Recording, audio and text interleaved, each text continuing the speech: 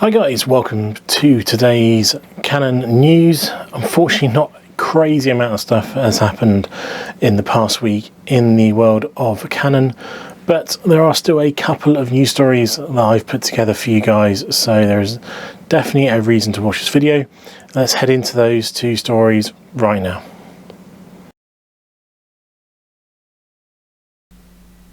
So our first news article today is from Canon Watch, and there's been some leaked specs potentially for the PowerShot V1. Now, me having a quick glance at these look very much like the specs, very close to specs anyway, of what we saw for the alleged R7, but without the 6K footage. So it's 24 megapixels, 1.4 inch sensor, Digitex series, multifunction hot shoe, 16 to 50, 35mm equivalent, 3-inch screen on the back, 4K slight crop, 4K 60, vertical video capability, C-Log, all the good stuff coming out sort of now really. We are sort of halfway through February now, so February, March, and $899.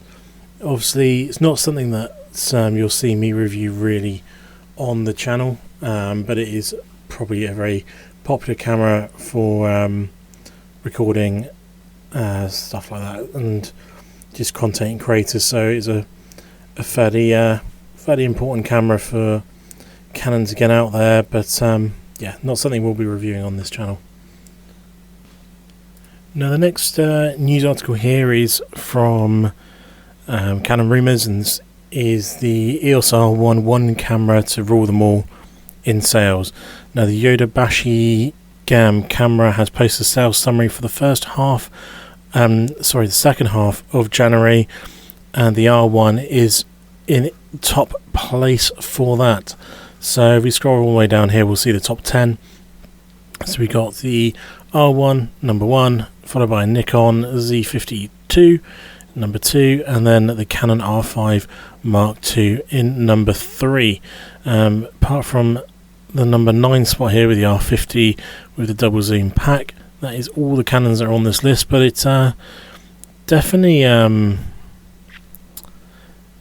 makes interesting reading that the people are obviously wanting that very expensive top end cameras. The two Canons really on the top 5 there are not cheap cameras, but they were highly anticipated cameras. So the cameras that people have been waiting for. A lot of pros obviously been waiting for the R1 to make its debut, because I do know a lot of pros that have still using the 1DX Mark III, waiting for the R1 to come out rather than use the R3 as a mediator. So it's interesting definitely to see. In the R5 Mark II, like so many people now I know have R5s, so that's a very obvious one that people were definitely going to be waiting for.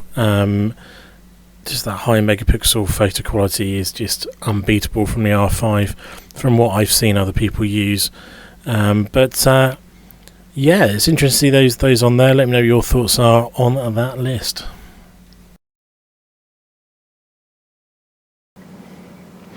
Okay, and there they were. Very simple news stories this week, nothing crazy releasing, but what do you think of the PowerShot specs? Do you think they look about right for that design of camera?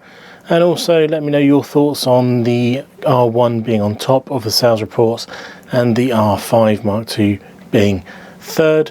Do you think that is massively accurate, or do you think there's something going on there? Because I thought personally the R5 Mark II would be above, just because it's a more obtainable camera in the grand scheme of things between the two. But you let me know in the comments down below your thoughts, and if there's anything you've seen that I've missed this week, put it down in the comments as always, and I will catch you in the next video. See you then soon. Goodbye.